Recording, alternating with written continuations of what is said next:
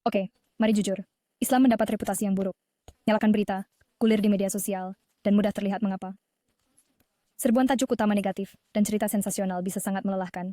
Terorisme, ekstremisme, penindasan. Ini adalah kata-kata kunci yang sering mendominasi narasi. Mereka menciptakan persepsi yang menyimpang yang sulit dihilangkan. Masalahnya, penggambaran yang terdistorsi itu hanya mewakili sebagian kecil dari komunitas muslim di seluruh dunia. Realitasnya jauh lebih beragam dan rumit. Ini seperti menilai buku dari sampulnya. Sampul yang dirancang orang lain untuk menakuti Anda. Kita perlu melihat lebih dari permukaan dan mencari kebenaran. Kita sedang berbicara tentang agama, dengan hampir 2 miliar pengikut di seluruh dunia, kawan. Itu adalah sebagian besar dari populasi global. Itu 2 miliar cerita individu, 2 miliar interpretasi unik, 2 miliar kehidupan yang dijalani. Setiap orang memiliki pengalaman dan perspektif sendiri. Menyamakan semuanya? Itu bukan hanya malas, tapi berbahaya. Ini membangun pembagian dan kesalahpahaman. Sudah saatnya kita menghentikan stereotip dan berhadapan dengan realitas Islam. Kita perlu meruntuhkan penghalang kebodohan dan ketakutan. Saatnya beranjak dari kutipan singkat dan mendengarkan suara Muslim sehari-hari. Kisah mereka kaya dan beragam, menawarkan pemahaman yang lebih mendalam. Waktunya untuk memahami, bukan mengutuk. Kita harus mendekati percakapan ini dengan empati dan pikiran terbuka. Ini bukan tentang memperhalus atau menghindari percakapan yang sulit. Ini tentang menghadapi masalah secara langsung, dengan jujur dan integritas. Ini tentang menghadapi misinformasi, dengan jujur dan merebut kembali narasi. Kita memiliki kekuatan untuk mengubah cerita. Apakah kamu siap? Ayo pergi. Bersama kita dapat membangun dunia yang lebih berpengetahuan dan penuh kasih sayang. Barim, kita maris, os kita benamsekan kata Islam. Negaslah istilah yang membawa makna mendalam dan signifikan. Dalam bahasa Arab, itu berarti penyerahan. Tapi apa sebenarnya yang dimaksud dengan ketundukan? Ketundukan, bukan pada penguasa tirani, tetapi pada kehendak Tuhan. Ini adalah tindakan pengabdian dan kepercayaan secara sukarela. Anggap saja seperti menyerah secara sukarela pada tujuan yang lebih tinggi, jalan menuju kedamaian batin dan pertumbuhan spiritual. Ini tentang menemukan hubungan yang lebih dalam dengan yang ilahi. Sekarang, saya tahu apa yang Anda pikirkan. Menyerah? Kedengarannya intens, bro. Tapi mari kita uraikan lebih jauh. Tapi tunggu dulu. Dalam konteks Islam, penyerahan diri bukan berarti pasif atau tidak berdaya. Ini adalah keputusan aktif dan sadar. Ini tentang menyelaraskan hidup Anda dengan apa yang Anda yakini benar. Tentang berusaha menjadi versi terbaik dari diri Anda sendiri. Ini adalah perjalanan untuk perbaikan diri dan integritas moral. Bayangkan seorang musisi yang menyerah pada ritme, seorang pelukis yang tenggelam dalam aliran penciptaan. Mereka tidak kehilangan diri mereka sendiri. Mereka menemukan esensi sejati mereka. Itulah jenis penyerahan diri yang kita bicarakan. Pilihan sadar untuk hidup selaras dengan keyakinan Anda. Ini tentang merangkul diri sejati Anda. Ini tentang menemukan kekuatan dalam kerendahan hati, kedamaian dalam tujuan. Ini adalah cara hidup yang indah dan memberdayakan, didasarkan pada iman dan keyakinan.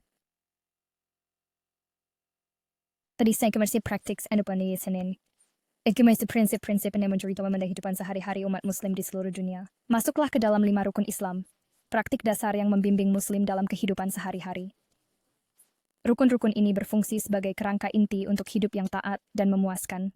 Anggaplah mereka sebagai 5 pilar yang menopang rumah iman, masing-masing penting untuk mempertahankan integritas dan kekuatan struktur. 1. Deklarasi iman. Syahadat. Percaya kepada satu Tuhan, Allah, dan menerima Muhammad sebagai utusannya, damai sejahtera atasnya.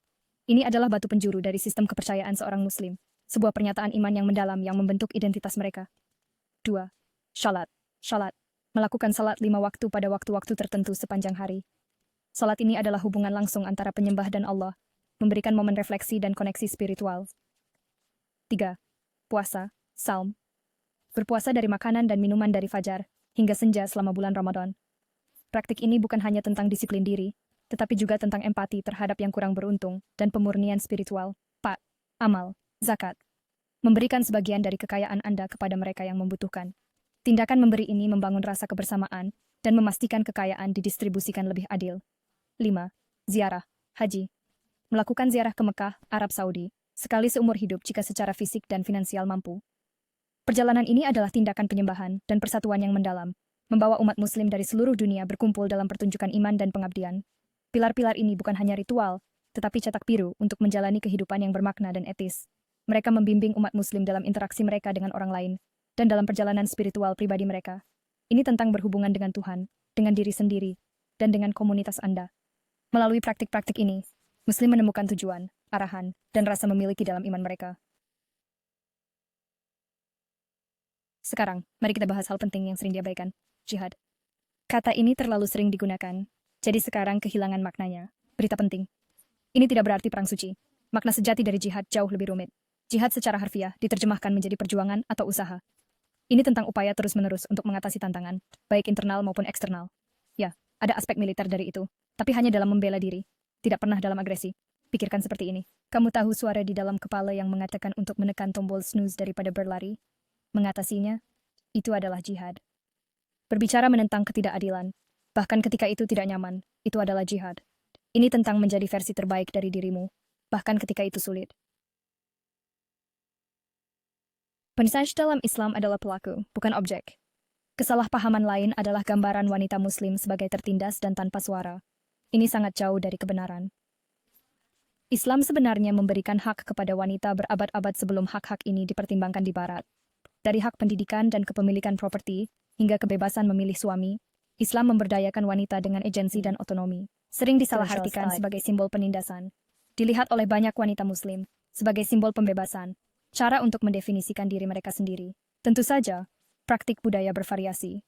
Dan ada tempat-tempat di mana wanita menghadapi tantangan nyata. Tapi mari kita jelaskan, masalah itu berasal dari interpretasi budaya, bukan dari ajaran Islam itu sendiri. Dari Cordoba hingga Kairo, merayakan ragam budaya Muslim yang kaya. Berbicara tentang budaya, mari kita bicara tentang keberagaman luar biasa dalam dunia Muslim. Dari pasar yang sibuk di Maroko hingga kuil-kuil yang tenang di Indonesia, Islam telah berakar dalam berbagai budaya. Masing-masing menambahkan cita rasa uniknya sendiri ke dalam agama. Kita berbicara tentang lebih dari 1 miliar orang di seluruh dunia. Berbicara ratusan bahasa, mewakili setiap ras, etnis, dan latar belakang sosial ekonomi yang dapat dibayangkan. Mengurangi pengalaman yang beragam ini menjadi satu entitas homogen, tidak hanya tidak akurat, tetapi juga merugikan kekayaan dan keindahan dunia Muslim.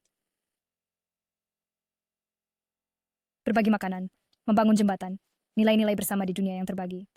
Sekarang, lebih dari sebelumnya, kita perlu fokus pada apa yang menyatukan kita, bukan pada apa yang memecah kita.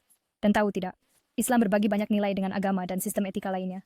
Belas kasih, keadilan, kemurahan hati, perdamaian. Ini adalah prinsip universal yang melampaui batas agama. Apakah kamu Kristen, Yahudi, Buddha, atau ateis? Kemungkinan besar kamu berbagi nilai-nilai ini dengan tetangga Muslimmu. Jadi lain kali kamu mengambil kopi dengan rekan kerja Muslim, atau berbicara dengan keluarga Muslim di pertandingan sepak bola anakmu, ingatlah itu. Temukan kesamaan, bangun jembatan pemahaman, dan saksikan kesalahpahaman itu runtuh. Menantang stereotip. Satu percakapan dalam satu waktu. Lihat, saya mengerti. Melupakan prasangka yang tertanam selama bertahun-tahun memang sulit. Tapi begini, perubahan dimulai dari kita masing-masing. Dimulai dengan mempertanyakan stereotip, mencari perspektif yang beragam, dan terlibat dalam dialog yang terbuka dan jujur. Lain singkabis Anda menemui gambaran negatif tentang Islam, tunggu semalang semensuaya begitu aja. Bertanyalah. Lakukan riset Anda. Bicara dengan Muslim yang sebenarnya. Anda mungkin akan terkejut dengan apa yang Anda pelajari. Kekuatan pendidikan dalam mempelajari prasangka. Pendidikan itu kunci, dan saya tidak hanya berbicara tentang buku teks dan ruang kelas, meskipun itu juga penting. Saya berbicara tentang aktif mencari informasi dari sumber yang dapat dipercaya, tentang menantang bias kita sendiri, tentang terbuka untuk belajar dan berkembang. Ada banyak sumber yang tersedia, buku, dokumenter, podcast, situs web. Bicaralah dengan ulama, pemimpin komunitas, dan Muslim sehari-hari. Semakin kita mendidik diri sendiri, semakin kita tidak mudah terpengaruh oleh ketakutan dan misinformasi. Imsetoseng persme, merangkul pengertian dan rasa hormat. Pada akhirnya, kita semua berada dalam ini bersama-sama. Kita hidup di dunia di mana lebih mudah dari sebelumnya untuk terhubung dengan orang dari berbagai latar belakang. Mari kita gunakan kekuatan itu untuk membangun jembatan pemahaman, bukan tembok perpecahan. Bayangkan dunia di mana kita mendekati satu sama lain, dengan rasa ingin tahu daripada ketakutan, dengan empati daripada penghakiman. Dunia di mana kita merayakan perbedaan kita sambil mengenali kemanusiaan kita yang sama. Itulah dunia yang ingin saya tinggali. Dan teman-teman, itulah dunia yang layak diperjuangkan. Terima kasih sudah menonton. Jangan lupa untuk suka dan berlangganan untuk tetap terupdate dengan rilis terbaru kami.